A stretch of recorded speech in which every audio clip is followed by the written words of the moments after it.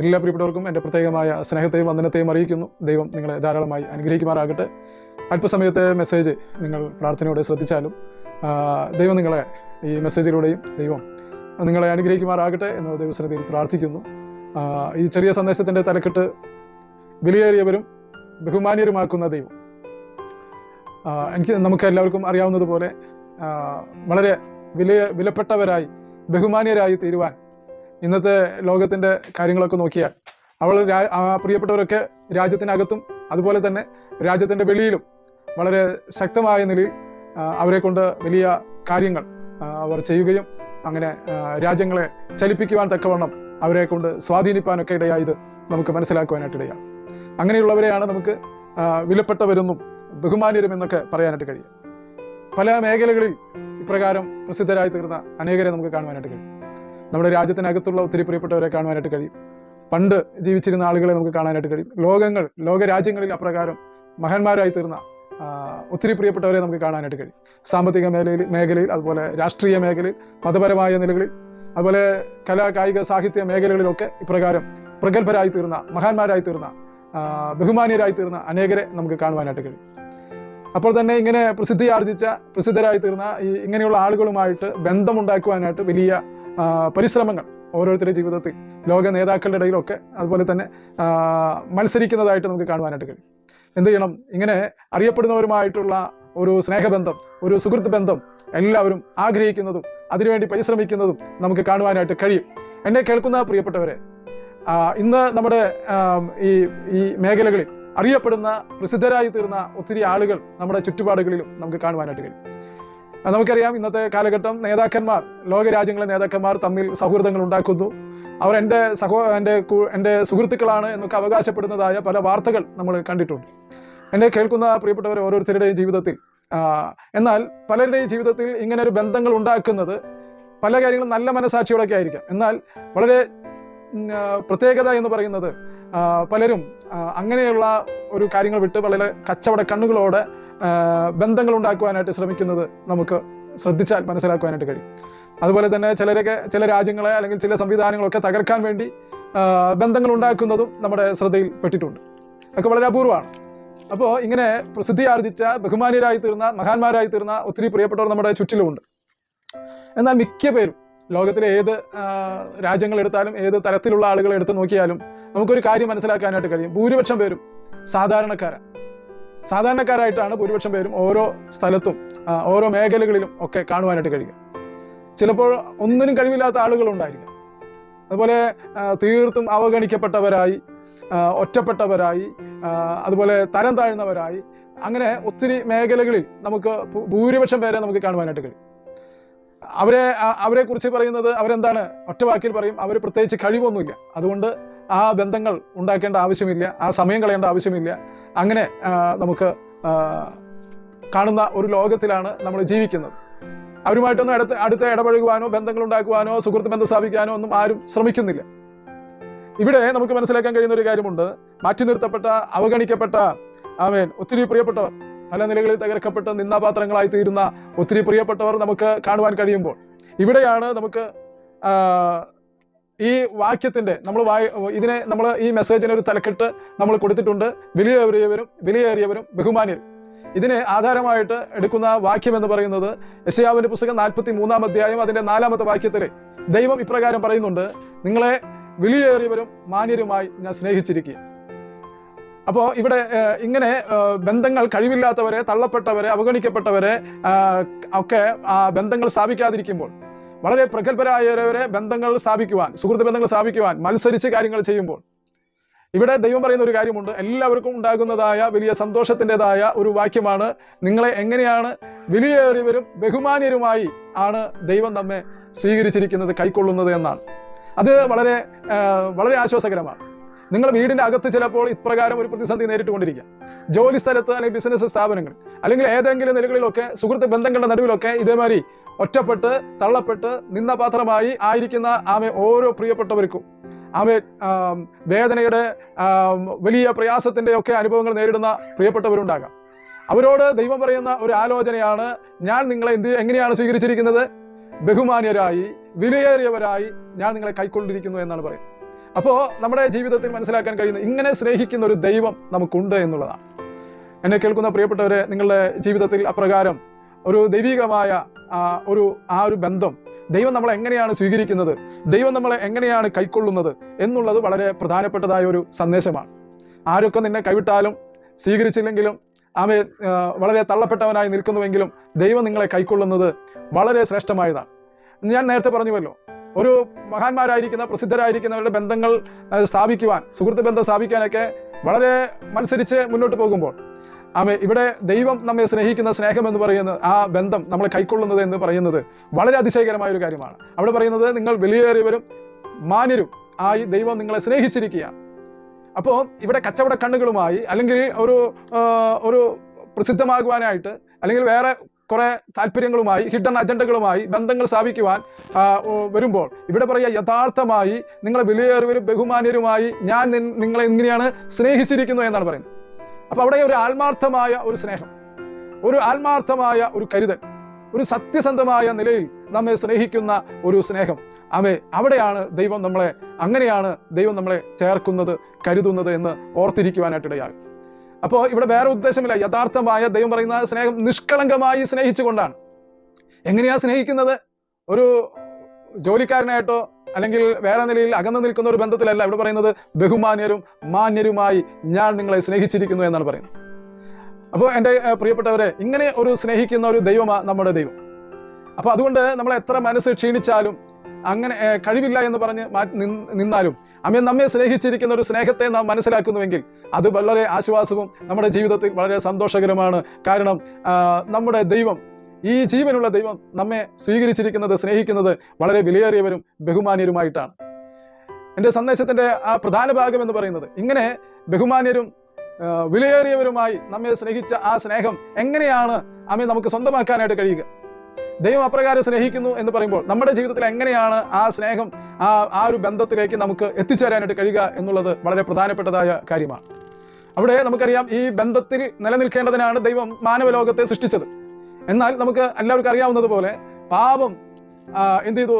ദൈവത്തെയും മനുഷ്യനെയും തമ്മിൽ അകറ്റുവാനായിട്ട് ഇടയായി തീർന്നു. അങ്ങനെ മനുഷ്യൻ പാപം ചെയ്ത മുഖാന്തരം പാപികളായി തീരുവാനിടയായി.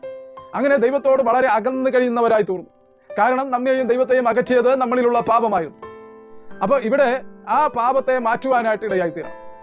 നമുക്ക് യേശുക്രിസ്തുവിലൂടെയാണ് പാപത്തെ നമ്മിൽ നിന്ന് മാറ്റുവാനിടയാകുന്നത് എന്ന് നമുക്ക് എല്ലാവർക്കും അറിയാം. അപ്പോൾ ആ പാപമോചനത്തിന് വേണ്ടി ആ പാപത്തിന് പരിഹാരം വരുത്തിയ, അതായത് നമ്മുടെ പാപങ്ങളെ മുഴുവനും ഏറ്റെടുത്ത് അതിന്റെ ശിക്ഷ അനുഭവിച്ച് പരിഹാരം വരുത്തിയ യേശുക്രിസ്തുവിനോട് പാപങ്ങളെ ഏറ്റുപറയുമ്പോൾ ആ സമയം തന്നെ നമ്മുടെ പാപങ്ങളെ ക്ഷമിക്കുകയും യേശുവിന്റെ രക്തമുഖാന്തരം നമ്മൾ ദൈവമുമ്പാകെ വിശുദ്ധരായി തീരുവാനായിട്ട് ഇടയാകും. അങ്ങനെ ദൈവത്തോട് അടുത്തു വരുവാനായിട്ട് കഴിയും.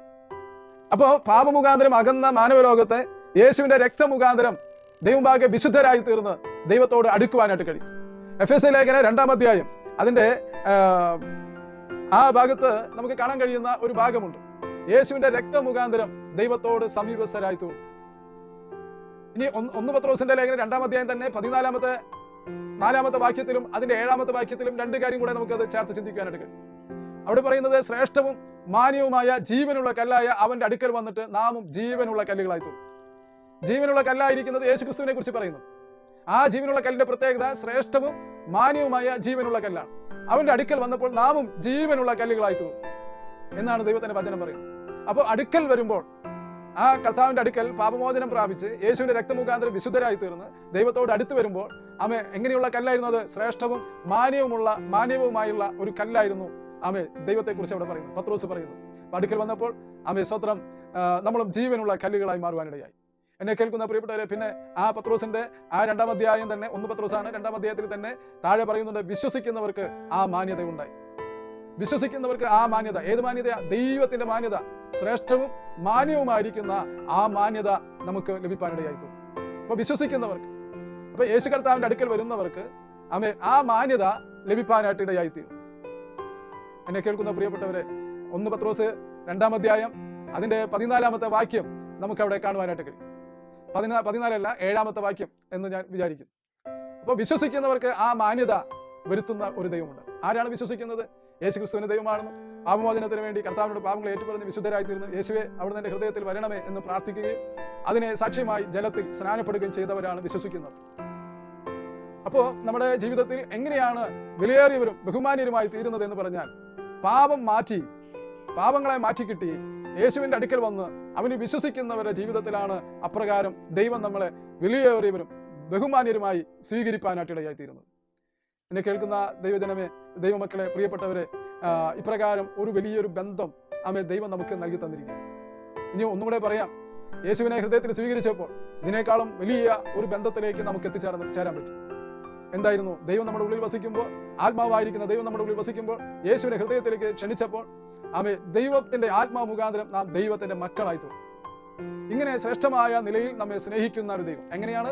രണ്ട് സ്നേഹത്തെക്കുറിച്ച് നമുക്കിവിടെ കാണുവാനായിട്ട് കഴിയും. ഒന്ന്, വിലയേറിയവരും ബഹുമാന്യരുമായി ഞാൻ എന്ത് ചെയ്തിരിക്കുന്നു? സ്നേഹിച്ചിരിക്കുന്നു. രണ്ടാമത്തെ സ്നേഹം എന്ന് പറയുന്നത് ദൈവത്തിന്റെ മക്കളായി തീർന്ന് സ്വർഗത്തിലെ ദൈവം നമുക്ക് പിതാവായി മക്കളെ സ്നേഹിക്കുന്ന ആ സ്നേഹത്തിലേക്ക് എത്തിച്ചേർന്നു. മാനവലോകത്തെ പറയുന്നത് എങ്ങനെയാണ്? അന്യരും പരദേശികളുമായിരുന്ന നമ്മെ ദൈവഭവനത്തിലെ അംഗങ്ങളാക്കി തീർത്തു. അപ്പോ വിലയേറിയവരും ബഹുമാന്യരുമായി സ്നേഹിക്കുമ്പോൾ തന്നെ ഇപ്പുറത്ത് ദൈവമക്കളായി തീർന്ന ആ ദൈവമക്കളെ സ്നേഹിക്കുന്ന ആ സ്നേഹം നമുക്ക് സ്വന്തമായി ദൈവഭവനത്തിലെ അംഗങ്ങളായി തീരുവാനായിട്ടിടയായി. അതും ഈ വാക്യം നമുക്ക് എഫെസ്യ ലേഖനം 2-ാം അധ്യായത്തിൽ അവിടെ കാണുവാനായിട്ട് കഴിയും. അന്യരും പരദേശികളുമായിരുന്ന നമ്മെ ദൈവഭവനത്തിലെ അംഗങ്ങളാക്കി തീർത്തു. ഇത്രയും ശ്രേഷ്ഠമായ ഉന്നതമായ ഒരു നിലയിലേക്ക് നമുക്ക് കടന്നു വരുവാൻ ദൈവം നമ്മെ സഹായിച്ചു. ഞാനൊരു ഉദാഹരണം അല്ലെങ്കിൽ ഒരു ഉപമ പോലെ നമുക്ക് ഈ ഒരു ശ്രേഷ്ഠമായ ഒരു അനുഭവത്തിൽ എത്തിയത്, ഒരു ബൈബിളിൽ തന്നെ ഒരു വാക്യമുണ്ട്, ചതഞ്ഞ ഓടയെ ഒടിച്ചു കളയുകയില്ല. പാപമുഖാന്തരം ചതഞ്ഞ ഓടയെ കുറിച്ച് നമുക്കറിയാം. മാറാലത്തട്ടി പോലെ ഉപയോഗിക്കുന്ന ഒരു ഓടത്തണ്ടിനെ നമുക്ക് എല്ലാ വീട്ടിലും നമുക്ക് കാണുവാനായിട്ട് കഴിയും. അത് ഏതെങ്കിലും നിലയിൽ ഒന്ന് ചവിട്ടി ആ ഓട തകർന്നു പോയാൽ പിന്നെ ഒന്നിനും കൊള്ളില്ല. നമ്മൾ എന്ത് ചെയ്യും? ബലഹീനമായ ഓടയാ വേറെ എന്തിനെങ്കിലും വെച്ച് കെട്ടാനൊന്നും കഴിയില്ല. അത് നമ്മൾ കത്തിക്കാനായിട്ട് വീടിന്റെ ഏതെങ്കിലും പുറമ്പോക്കിൽ എവിടെയെങ്കിലൊക്കെ വിറക് പെരയൊക്കെ അടുത്ത് അതിനെ ഒതുക്കി വെക്കുവാനായിട്ട് ഇടയാം. പിന്നെ പ്രത്യേകിച്ച് ഉപയോഗമൊന്നുമില്ല. അപ്പോൾ അങ്ങനെ ഒരു ഉപയോഗമില്ലാതെ, ഒരു പ്രയോജനമില്ലാതെ അത് വിറക് പോലെ ആക്കേണ്ടതിന്, എന്നാൽ വിറകിന് വേണ്ടി വിറകാണോ? വിറകായിട്ട് പറയാനും കൊള്ളില്ല.